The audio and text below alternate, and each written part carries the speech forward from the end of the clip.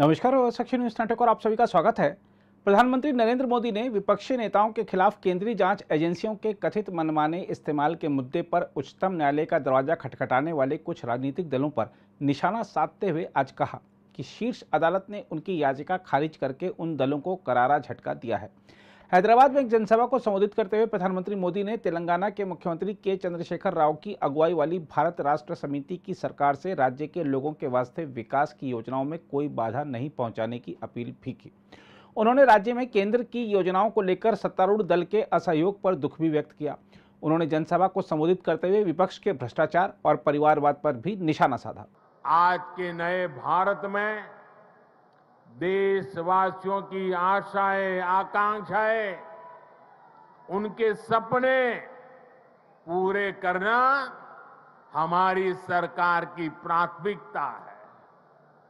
हम दिन रात मेहनत करके इसी कोशिश में जुटे हैं, लेकिन कुछ मुट्ठी भर लोग विकास के इन कार्यों से बहुत बौखलाए हुए हैं। ऐसे लोग जो परिवारवाद, भाई भतीजावाद और भ्रष्टाचार को पोषित करते रहे, उन्हें ईमानदारी से काम करने वालों से परेशानी हो रही है। ऐसे लोगों को देश के हित से, समाज के भले से कोई लेना देना नहीं है। ये लोग सिर्फ और सिर्फ अपने कुनबे को फलता फूलता देखना पसंद करते हैं। हर प्रोजेक्ट में, हर इन्वेस्टमेंट में ये लोग अपने परिवार का स्वार्थ देखते हैं। तेलंगाना को ऐसे लोगों से बहुत सतर्क रहना जरूरी है। भाइयों और बहनों, भ्रष्टाचार और परिवारवाद एक दूसरे से अलग नहीं है। जहां परिवारवाद और भाई भतीजावाद होता है, वहीं से हर प्रकार का करप्शन फलना फूलना शुरू हो जाता है। परिवारवाद, वंशवाद का मूल मंत्र ही सब चीजों को कंट्रोल करना होता है। परिवारवादी हर व्यवस्था पर अपना कंट्रोल रखना चाहते हैं। उन्हें ये बिल्कुल पसंद नहीं आता कि कोई उनके कंट्रोल को चैलेंज करे। आपको मैं एक उदाहरण देता हूं।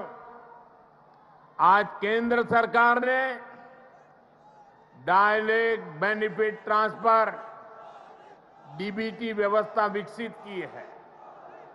आज किसानों को, विद्यार्थियों को, छोटे व्यापारियों को, छोटे कारोबारियों को आर्थिक मदद का पैसा सीधे उनके बैंक खाते में भेजा जाता है। हमने देश भर में डिजिटल पेमेंट की व्यवस्था बढ़ाई है। आखिर ये पहले क्यों नहीं हो पाता था? ये इसलिए नहीं हुआ क्योंकि परिवारवादी ताकतें व्यवस्था पर, सिस्टम पर अपना कंट्रोल छोड़ना नहीं चाहते थे। किस लाभार्थी को क्या लाभ मिले, कितना मिले, इसका नियंत्रण ये परिवारवादी अपने पास रखना चाहते हैं। इससे इनके तीन मतलब सत्य थे। एक, इनके ही परिवार की जय जयकार होती रहे, दूसरा, करप्शन का पैसा इनके परिवार के पास ही आता रहे, और तीसरा, जो पैसे गरीब के लिए भेजे जाते हैं वो पैसे इनके भ्रष्ट इकोसिस्टम के अंदर बांटने के काम आ जाए। आज मोदी ने भ्रष्टाचार की इसलिए जड़ पर प्रहार कर दिया है। मुझे तेलंगाना के भाई बहन बताइए, आप जवाब देंगे? आप जवाब देंगे? भ्रष्टाचार के खिलाफ लड़ना चाहिए कि नहीं लड़ना चाहिए? भ्रष्टाचारियों के खिलाफ लड़ना चाहिए कि नहीं चाहिए? देश को भ्रष्टाचार से मुक्त करना चाहिए कि नहीं करना चाहिए? इतना ही बड़ा भ्रष्टाचारी हो, कानूनी कदम उठाने चाहिए कि नहीं उठाने चाहिए? भ्रष्टाचारियों के खिलाफ कानून को काम करने देना चाहिए कि नहीं करने देना चाहिए? और इसलिए ये लोग तिल मिलाए हुए हैं, बौखलाहट में कुछ भी किए जा रहे हैं। कुछ दिन पहले तो ऐसे कई राजनीतिक दल को अदालत में चले गए, कोर्ट के पास पहुंच गए थे कि हमें सुरक्षा दो, ये हमारे भ्रष्टाचार की किताबें कोई खोले नहीं। कोर्ट के पास गए, कोर्ट ने वहां भी उनको झटका दे दिया और क्या वापस भेज दिया।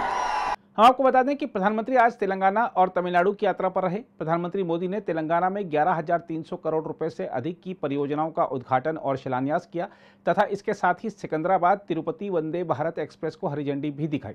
इसके बाद प्रधानमंत्री चेन्नई पहुंचे। प्रधानमंत्री नरेंद्र मोदी ने चेन्नई हवाई अड्डे के नए एकीकृत टर्मिनल भवन की प्रदर्शनियों का दौरा करने के बाद नए एकीकृत टर्मिनल भवन का उद्घाटन किया। इस मौके पर राज्य के राज्यपाल RN रवि, केंद्रीय नागरिक उड्डयन मंत्री ज्योतिरादित्य सिंधिया और राज्य के मुख्यमंत्री MK स्टालिन भी मौजूद रहे। इसके बाद प्रधानमंत्री नरेंद्र मोदी ने चेन्नई कोयंबटूर वंदे भारत एक्सप्रेस को हरी झंडी दिखाकर रवाना किया। इस मौके पर उनके साथ रेल मंत्री अश्विनी वैष्णव भी मौजूद रहे।